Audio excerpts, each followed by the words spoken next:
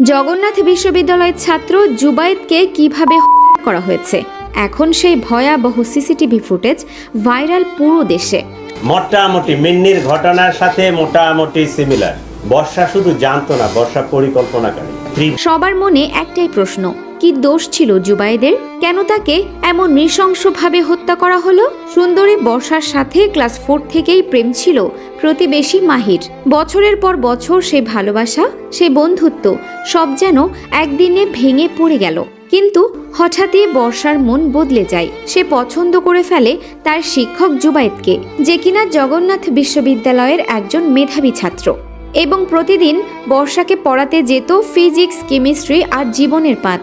একদিন বর্ষা ফোন দেয় মাহিকে, নরম গলায় বলে, আমি আর তোমাকে ভালোবাসি না মাহি, আমি আমার শিক্ষক জুবায়েদকে ভালোবাসি।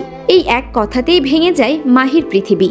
ক্রোধে, অপমানে, ভালোবাসার ক্ষত চিহ্নে সে হয়ে ওঠে অন্ধ, প্রতিশোধ পরায়ণ।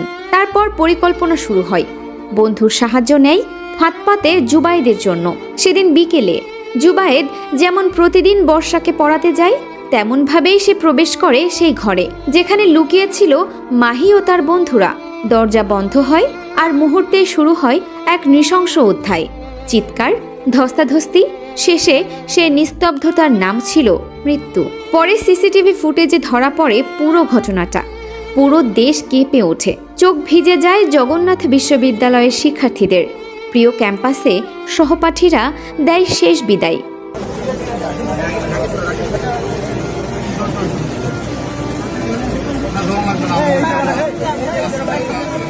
চোখে অশ্রু, কণ্ঠে একটাই দাবি, জুবায়েদের রক্ত বৃথা যেতে পারবে না।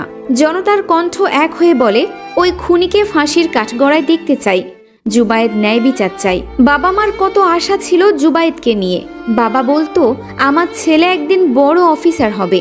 মা বলতো, আমি ছেলেকে বিয়ে দিব, সংসার সাজাবো, শান্তিতে বৃদ্ধ বয়স কাটাবো।